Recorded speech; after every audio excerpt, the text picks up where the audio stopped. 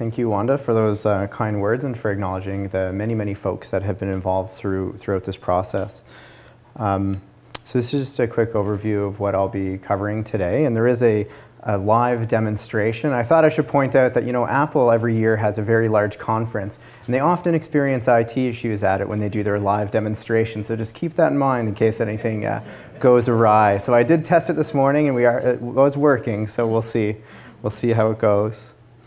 Again, you know, sincere thank you to the working group members. We did spend a lot of time on the phone and a lot of conversations via email.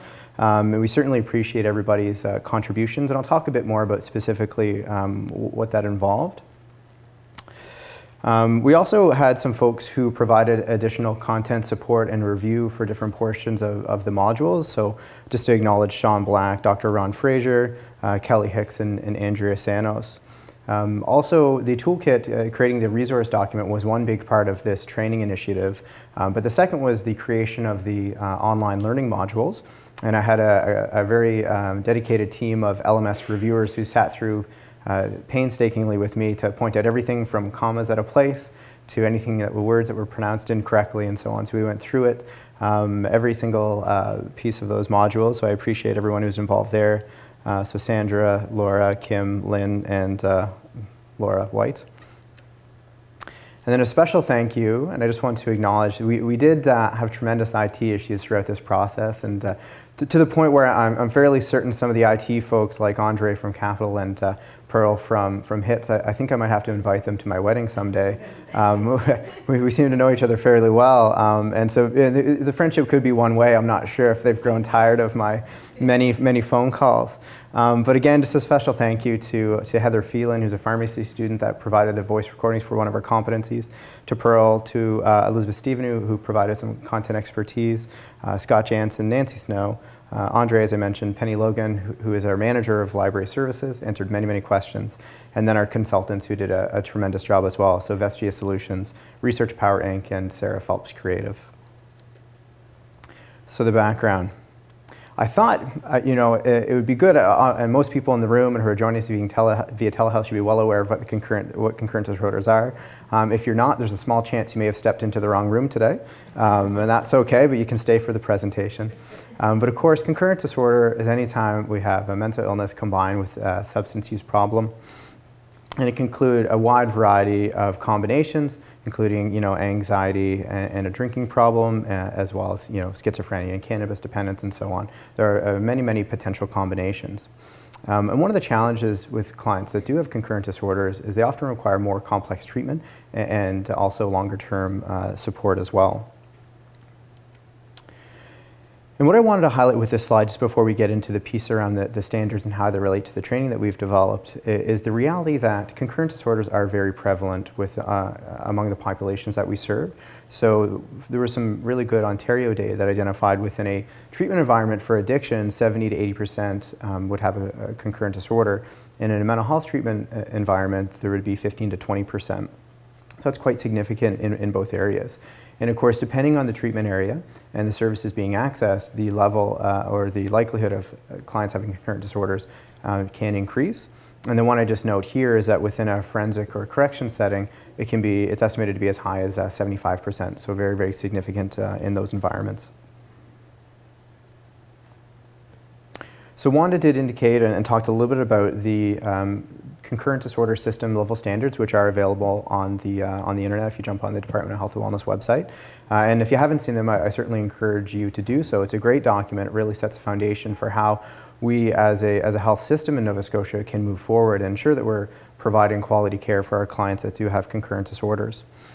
And it recognized that there are challenges to providing appropriate care to clients with concurrent disorders, that there are different treatment philosophies, different languages, and even norms within the areas of addictions and mental health that can present unique challenges.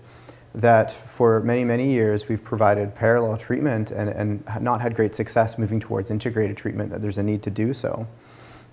And that we really need to focus on how do we create a system that is supportive and addresses those unique needs of clients with concurrent disorders, as well as their affected others and caregivers and loved ones and so on. So the standards outline some key ways that we can do that, and the purpose really was to set a foundation for improvement, reduce undesired service variations, and focus on the intended outcomes. And so we're not going to go through all of the standards, but I did want to show the 7 sort of key areas that are identified. And the training that we'll be reviewing today does touch on a lot of these standards, and it is certainly related from looking at different types of screening to how we may engage in more seamless referral processes. But it really focuses on 2 key ones, and that's capacity building and staff competencies, organizational and staff competencies. So the objective under that standard, and there were a number of specific standards that were indicated, but it's really to increase the capacity of folks who are working in the area of mental health to work with clients that have substance use disorders, as well as those who are working in a mental health environment, in an addictions environment, to be more comfortable and have more capacity to work with clients that have other types of mental illness. And in addition to that, it's promote the quality practice through the development and adoption of organizational and staff competencies for concurrent disorders. So in addition to identifying what those competencies might be, creating an effective and sustainable training plan to support that, it's also moving the organization a step further to create it as an expectation in terms of job descriptions and selection criteria and so on. And there's more information about what that looks like within the standards document. But what I really wanted to highlight with this piece is that this work really grew from the standards that were released, I believe, in December of 2012. So now we're going to talk about the actual core competency training. So again, to focus on increasing the knowledge and capacity of staff working across the areas of addictions and mental health, to be better able and feel more equipped to work with clients with concurrent disorders, to improve quality of practice, and at the end of the day, to ensure a more positive and effective treatment experience for our clients and patients. So I know Wanda did allude to this. So when I first joined Capital Health, I had come over from the IWK, and I was very excited in my new role. And Rachel Bohm, who is my boss and fearless leader, she asked me if I'd be interested in leading a small, quote, small provincial project, maybe 30 to 40 pages. It's going to cover some basic and intermediate competencies and shouldn't take up too much time. I said, sure, absolutely. I'm very excited. I'm eager in my new role. So, fast forward almost 20 months, and we did develop a toolkit, absolutely. It's about 257 pages with hundreds and hundreds of references. We were only able to cover basic or core competencies. We couldn't include the intermediate. They're simply too much and too complex to do so. And we also created 9 corresponding learning modules. So I will say over time, as the project grew, it grew out of need and necessity. We really did need to increase in our scope, and I think that everyone who has been involved with the project will be able to be proud of the work and the contributions that they have made, and I do think it will have an impact on the quality of care that we provide. So a bit of the history, so this is prior to my time with the project, but there was a needs assessment that was being conducted at Capital Health to look at learning needs relating specifically to concurrent disorders. And there was a working group that was established to do that as part of some of the other tasks that they had at that time. And they were able to identify some competencies and then divide those into 3 main groupings, so basic, intermediate, and advanced. From there, a provincial working group was established to look at how do we create a toolkit and ensure that we include representatives from across the province as well as from diverse disciplines. In that group, and we talked a bit earlier who was involved, there were many, many teleconferences and they would have provided quite a bit of content and expertise and support throughout the project. So Capital Health, we did co-lead the project with the Department of Health and Wellness, but it absolutely was not possible without the tremendous support from all of the DHAs as well as the IWK. And so we were successful in developing the toolkit, and we're going to go through that in a second. But how it worked is within those competencies, folks with the working group were able to submit content from a variety of different areas and sources, and all of that was put together and collated, and we reviewed that a number of times, and that was huge.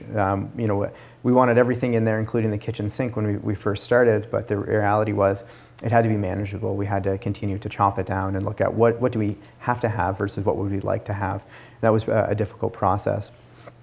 So we reviewed it. We reviewed the information, all the document once it was first put together. That initial draft, lots of areas for improvement. So we were able to remove content, but also look at what areas do we require additional content. And so we made many revisions at that time. It was then sent out for expert review. So there are a number of folks within the province as well as in Ontario who were gracious and willing to review that content. They identified again some strengths for the toolkit, but some areas that we could look at improving and including some new content, and also provided some very recent and updated information around concurrent disorders. So that was great. We went through a process, and I note here one line: continuous revisions, editing, and formatting. There was a lot of continuous editing, revisions, and formatting. If you saw how many versions of the toolkit existed on my computer, you'd be amazed. Back and forth many times. Lots of different perspectives, which is great in terms of how comprehensive we can be, but of course there was a lot of work that had to be done. And I will say, thanks to the APA for releasing the DSM-5 right after we completed the first draft of the entire toolkit and the design. That was so we had to make a decision. So we were very excited to see the DSM-5 was released, and we had completed the first draft at that time. So we had to make a decision. Do we launch as is and stick to our timeline, or do we push pause, make sure that it's that it fits in, is congruent with the DSM-5, and then launch at a later date? And we did determine that we wanted to be as current as possible. We wanted to be as applicable as possible for the clinicians on the front line. So we did shift that date a little bit to the right, and I had the wonderful opportunity, with a tear in my eye, because I was so excited, to go through and revise that content. And there were a number of folks. Yeah, it was a great experience. But I will say there were a number of very talented folks who worked with me and who supported that work to make sure we didn't include the content from DSM-5. And the other thing I'll note on that is there are some obviously references throughout to the DSM-4, particularly for some of the screening tools that were based on DSM-4. And over time, those will in fact be updated, but it's still relevant to the current practice now. And I think the other piece I wanted to note was that all of the information that is included throughout the toolkit, we were required to go to the original owners of that content to review all the sources and to make sure we actually had appropriate copyright clearances to use it. So that actually required us to remove some content, and there were some areas where we really wanted to include information that we just simply weren't able to. That said, by and large, we're very grateful for the many agencies who allowed us to use their content. Some of which we were able to change, and some of it we weren't. So you may notice reviewing the toolkit, there are sections that speak to you as though you were the client or you were the patient. And in those cases, we've added a disclaimer, but the challenge there was that we weren't allowed to modify the content in any way in order for us to include it. So just a heads up on that. And at the end of the day, we have 9 competencies, very comprehensive, with 2 to 5 specific learning objectives for each. And so I'm not going to go through, we will have an opportunity to go through one of these to give you a bit of an example of what those are. But again, from understanding concurrent disorders to identifying concurrent disorders, screening and assessing next steps in treatment, understanding medications and substances of abuse, interactions in concurrent disorders. 5 was recovery, harm reduction, peer support, motivational interviewing and engagement, best practices for treating concurrent disorders. And this was actually quite a challenging competency for us, because what we wanted to originally do is have best practices for treating mental health, best practices for addiction, best practices for concurrent disorders. And it turns out there are a lot of best practices. So we had to make an executive decision that if it wasn't concurrent specific, that it wouldn't be included. So there are many great best practices out there relating to specific type of illnesses that couldn't be included just because this document would have been much larger. So 7 was preventing relapse and maintaining optimal health. 8, assessing risk and intervening in crisis. And finally, information sharing and circles of support. So as I mentioned earlier, there's 2 to 5 outcomes specifically related to each of those core competencies. And this may be hard to see, but you are going to be able to, actually as of I think 9:30 last night, it has gone live on the provincial LMS system. So if anybody's really keen and they logged in this morning, they will have access to the document. But this here is just to show you the table of contents, and it has all these specific outcomes. So I'll just read to you the first one to give you a bit of an idea.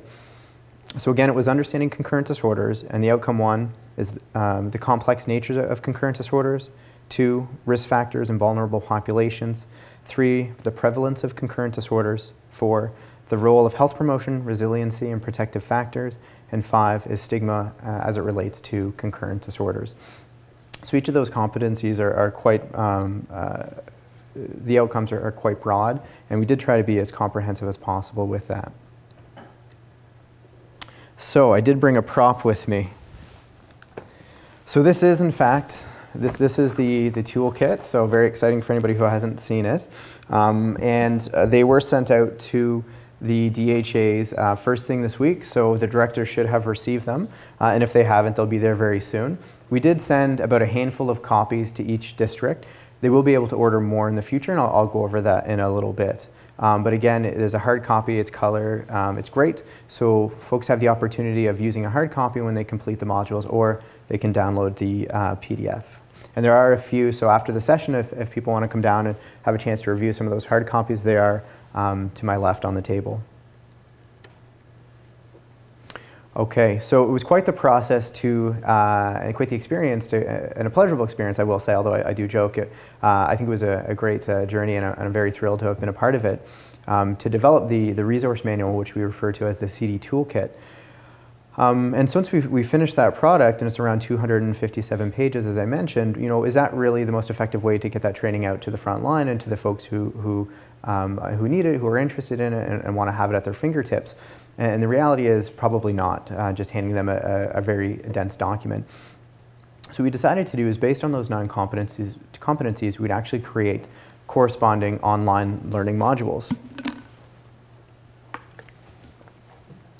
So they are all based directly on the toolkit. So you will not find information that is in the modules that is not in the toolkit. You may find information that is not in the module, but in the toolkit. So there's much more detail in the actual PDF or the physical document, and they're meant to be used in conjunction with each other. So you should have the PDF open when you're going through it, or have the hard copy with you. So I had the opportunity to work with several consultants who provided support in terms of information technology, and also worked through the many software glitches that we experienced throughout. But I do know that it is up and running today, and it is working. So I'm going to keep my fingers crossed all day that the system doesn't happen to go down.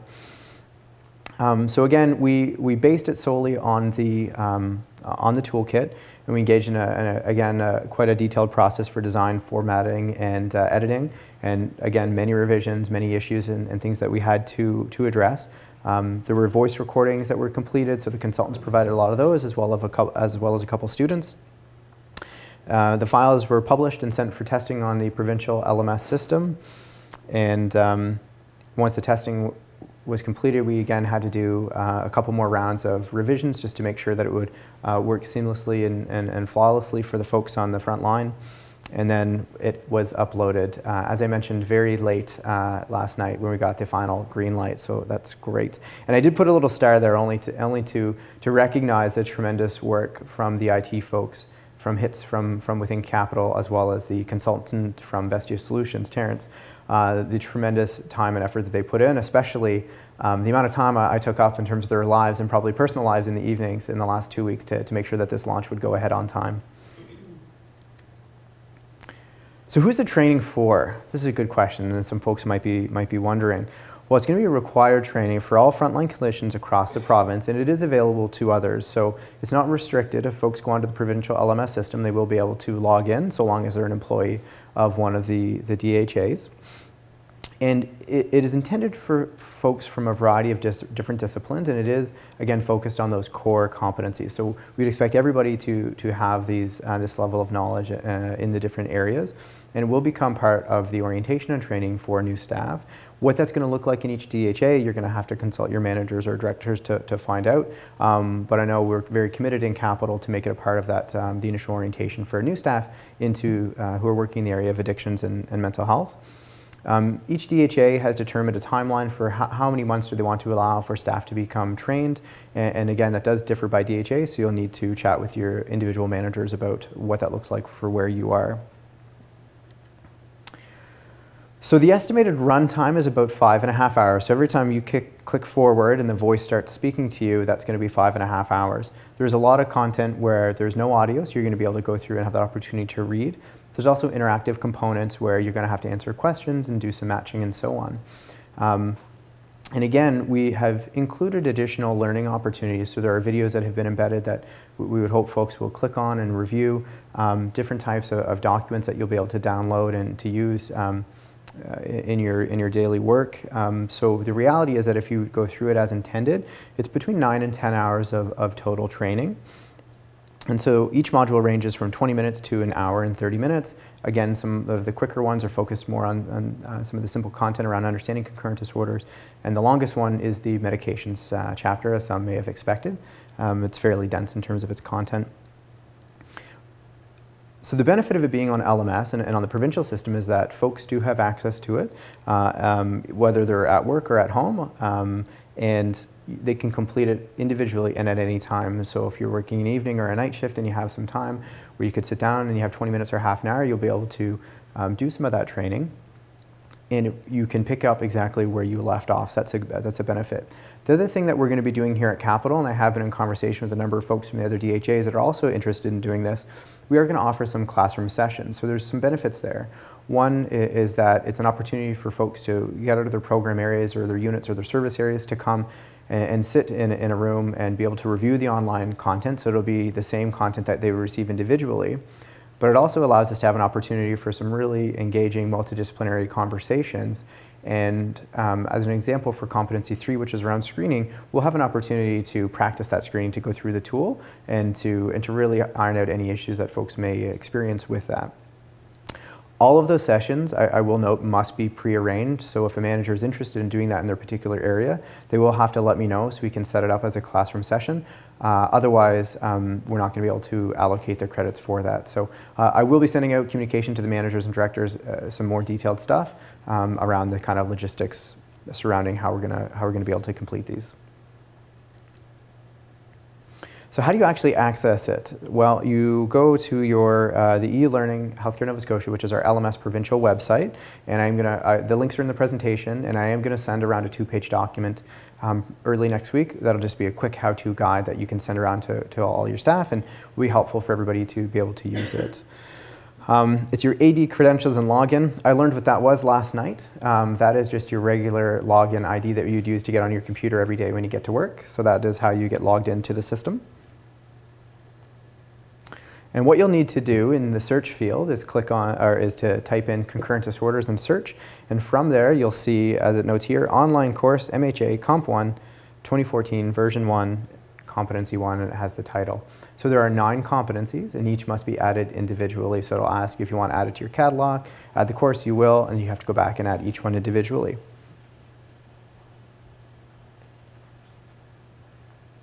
So this is what it will look like, and then you just click select this item, and then it'll be part of your catalog. And so here I went through and added all 9 to mine, as you can see, and they're available there for folks to be able to go through and, again, do them at their own pace. And you don't necessarily, we encourage you to do them in order if you can, but it's certainly not a requirement. And if you only have, half an hour, you can do one of the shorter modules. If you know you have some more time, you may want to do one of the longer modules. Okay. Again, just to reiterate, the intent is for folks to download the PDF and use it while they go through the modules, or to use the hard copy that they will have, that some of the DHAs will have. So when you actually go into the module for the first time, all 9 of them do have a section in the top right that says resources. That is actually where you will find the toolkit. So if you don't have a printed copy, when you log into LMS, you can click on the PDF for the Concurrent Disorders Toolkit and download it, and now then you have access to the entire document. All of the links do work, so if you're looking on Competency 6 and you go to the table of contents and you click on Competency 6, it'll actually bring you to that page. The other thing I'll note is that those references, we spent a lot of time trying to ensure that they would work. So all of those that are able to be linked to in terms of copyrights and so on, they should work, and that should be so you'll be able just to do that to see where the content came from. In addition, the section at the end with the supplementary learning, you'll be able to click on those links as well. So for some of the competencies, there's even additional information. There might be YouTube videos, different fact sheets, handouts, and so on, and they'll also be included under that resource folder. Okay. So here is the link. Anybody getting nervous? But I thought I would ask a question first. Have you ever had one of those dreams where you're in front of an audience, in front of all your colleagues from across the province after working on a project for a really long period of time, and you're at the stage where you're going to launch live, and it doesn't work? Anybody ever? Just me, eh? Yeah, okay. So I had a few of those anyway. But what I will ask you to do is there's some audience participation here. I'm going to need everybody to go ahead and cross your fingers, and we're going to see what we can do. So, all right, here we go. Woo, all right. Let's see if I can. This is very exciting. I am going to sign out. I guess I was already signed in. So so this is the page that you will first see, and then you're just going to click on the sign in here. Now, if you're like me, you'll have 3 failed attempts and then call the help desk and say, I don't know what my password is. And then you hope they don't keep a log of how many times you call. Be embarrassing, I think, if they did. So you're going to enter your district. And I really should have looked at this keyboard before to see where the slash would be. This is the world's smallest keyboard, I will say. Oh, here we go. Okay.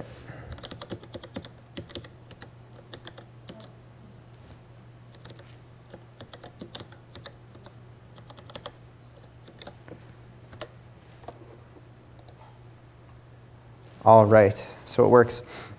So again, in the top right here is the search field. So you can just search for concurrent disorders to find the 9 modules, and then you can add them. So if you go into My Learning, which is right here, here are all of the competencies. And I'll just show you a few minutes of the first one to give you an idea. I will recommend that if you're able to use a computer that has external speakers, it's certainly advised. Or if you have headphones that you're able to use, that is also a good option. There is a little bit of variance with the audio. It's just one of the many challenges that we experience throughout the process. So it does certainly help if you can have headphones or speakers.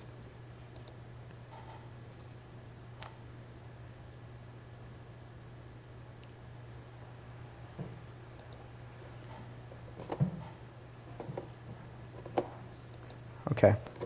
So again, it gave me the option to resume where I had left off.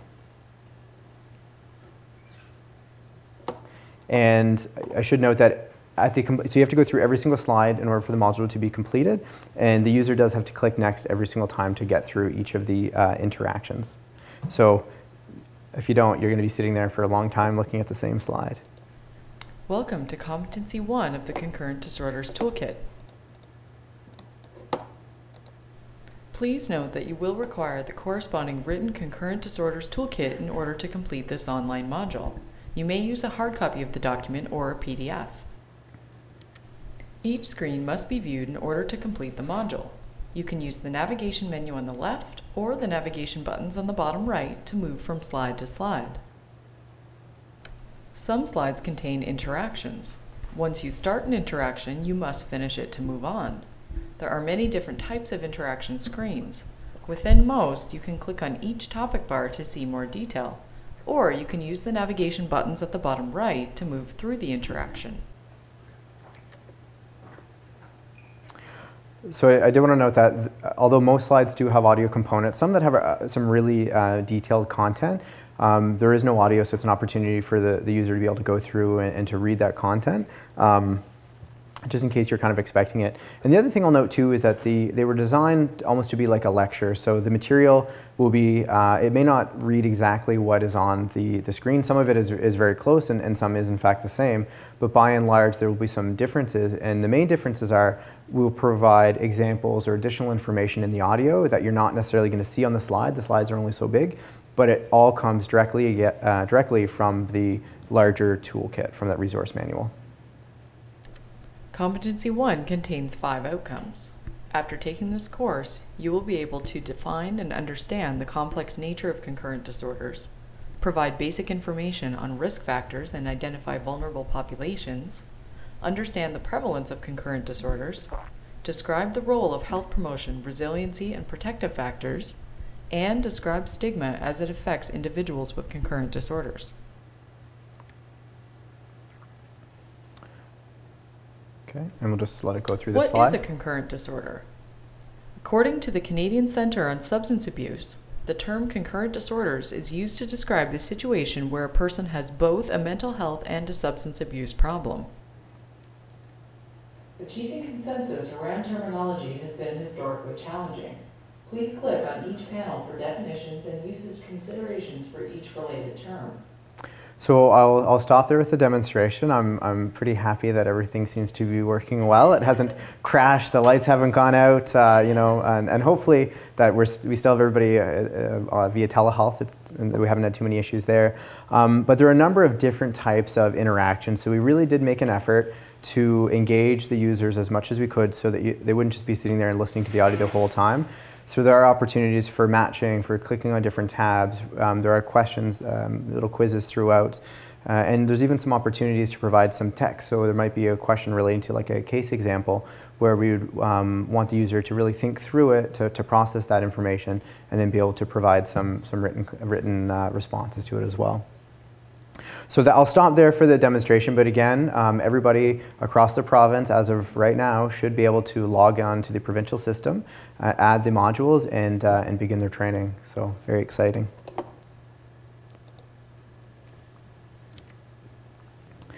Okay, so I have hit on a few of these just around the audio.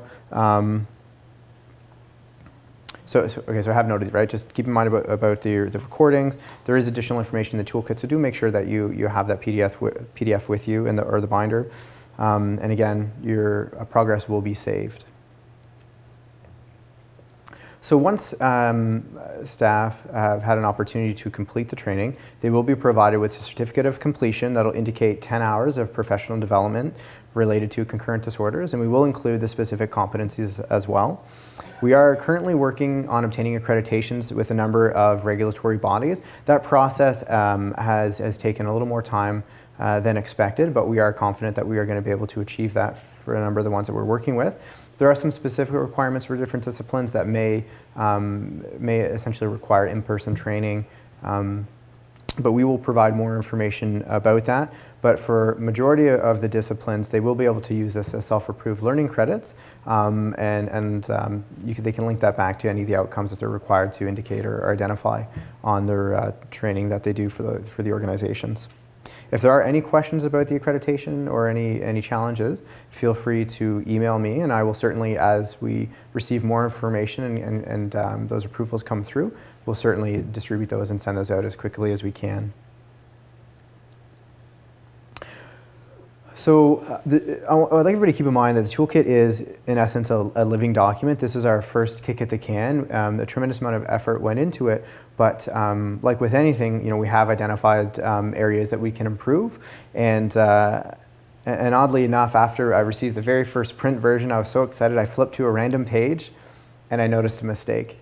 And I thought, I've been through this so many times, and so many other people have, but you simply can't pick up on everything. So you may notice some issues. And if there are areas where you think it would be really great if we had some content on this particular area, it really applies to concurrent disorders, you can submit feedback, and I'll talk a little bit about that. So the intention is to update it at regular intervals, and I think in the conversations I've had with Health and Wellness, we're looking at maybe 2 to 3 years to be able to update that content. So it wouldn't require folks to go through that training again, but we'll just make sure that the information we're using is as current as possible. We did strive to be as concise as we could, but also comprehensive at the same time. And again, we did limit it to looking at those core or basic level competencies.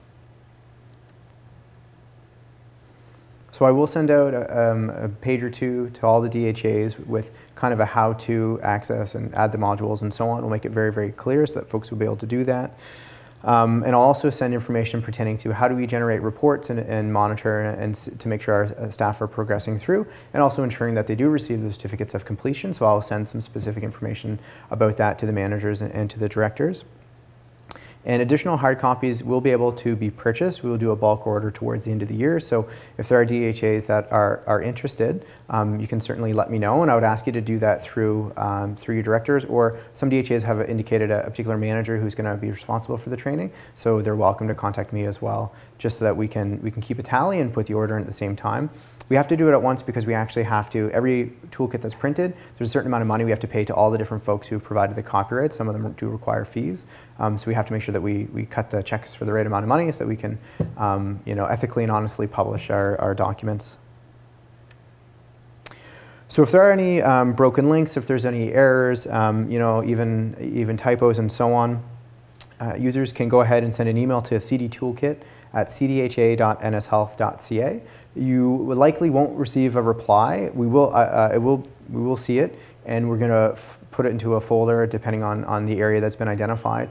And when we create the next version, which we're already working on the next version in terms of 1.1, we will use that information as well. If you are recommending new content or new areas, the one thing I would ask is that you actually provide some references and be as specific as you can so we can go and review that and look at whether or not it would be appropriate for inclusion.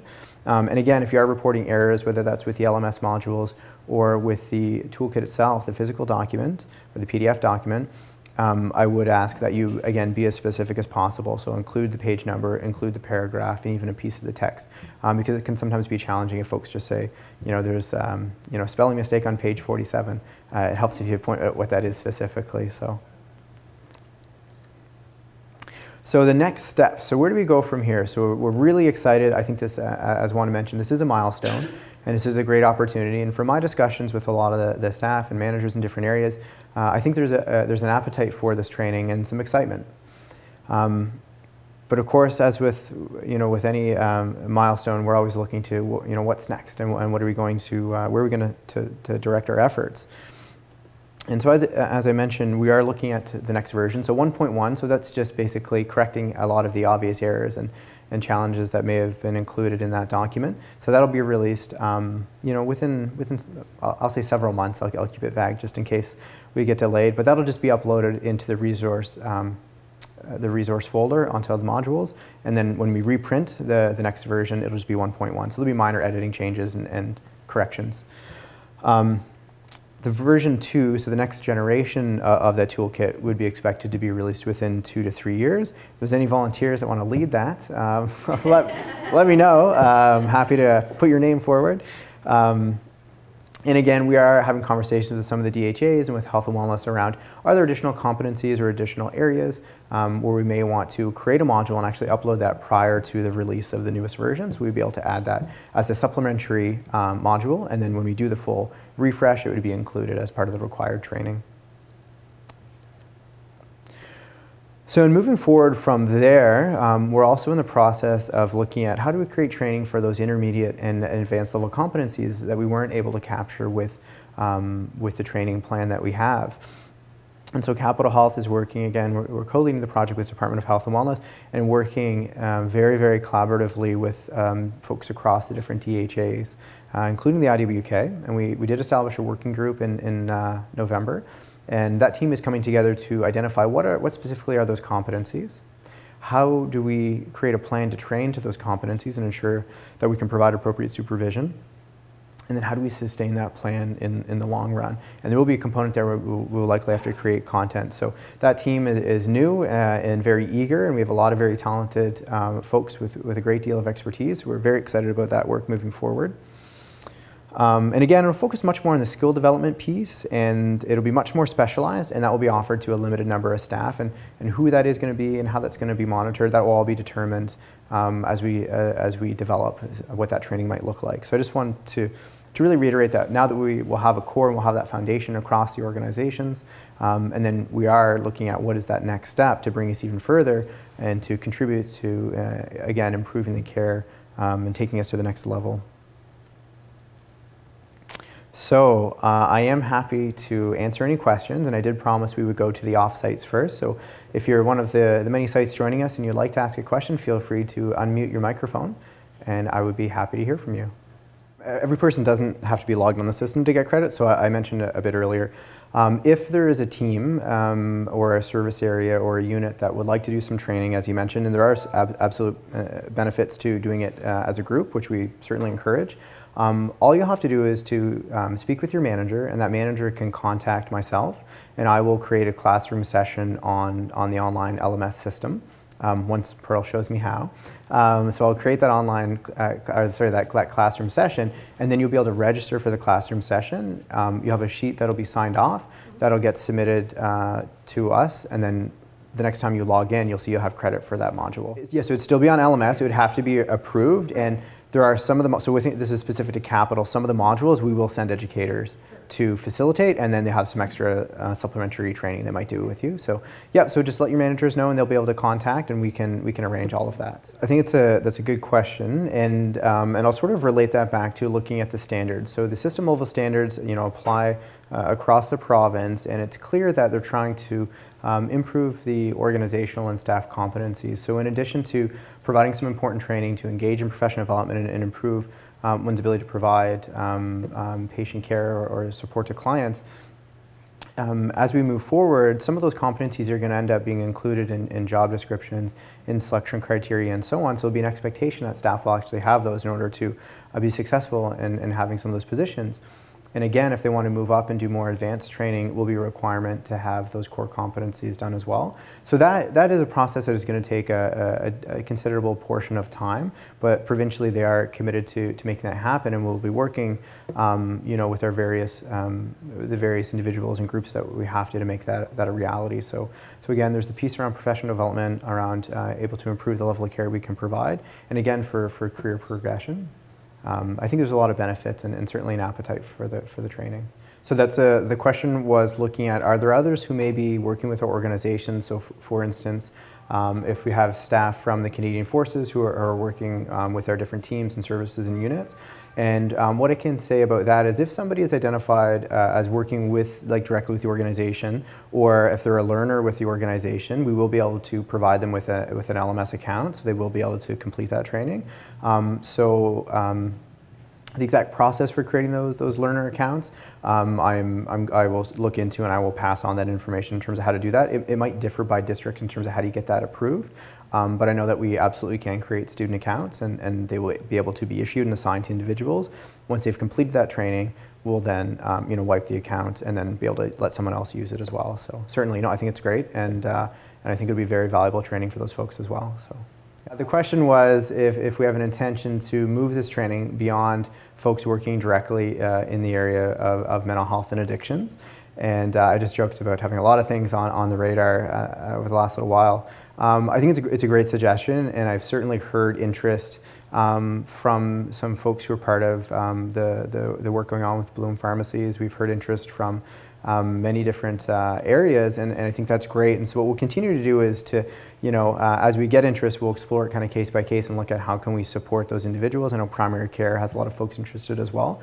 As it stands now, we're really committed to ensuring that we get our house in order and ensure that all of our staff have achieved that training and completed it. But I imagine that when we release the next version, it will certainly be much more expanded, and we may be able to tailor some of that learning to other areas and other groups. But as it stands right now, it's likely we could provide learner accounts as well for some of those folks to be able to go through and complete that training. So great suggestion, absolutely. We're going to take baby steps now, and then we're certainly going to make that a real possibility as we move forward. In fact, looking at the provincial standards, being able to support different types of community agencies and organizations that we work with every day, that is one of the standards that we support them in terms of capacity development and training, and I think this is a great way to do that. So we're definitely headed that way. So the question was looking at what types of competencies have been identified for the intermediate and advanced level, and what training plan would exist for that. And that's actually not something I could answer off the top of my head. We have only met a couple times, but certainly as we move down that road or further with that project, we will make sure we send out some regular communications to all the different DHAs and the IWK so folks are informed. But the one simple example I can give is around, if in the core competency it's having an understanding of, let's say, motivational interviewing as a best practice for working with clients, might be using substances, if that's identified, and then the intermediate or advanced level might be around the skill piece, so having intermediate or advanced level skills in terms of engaging in motivational interviewing. So it's not just the knowledge piece, but it's actually how do we ensure that we have that level of training, and that's where we're headed. So that's about as good as I can give you for an answer today, though. So, but excellent question. Yeah. Any other questions?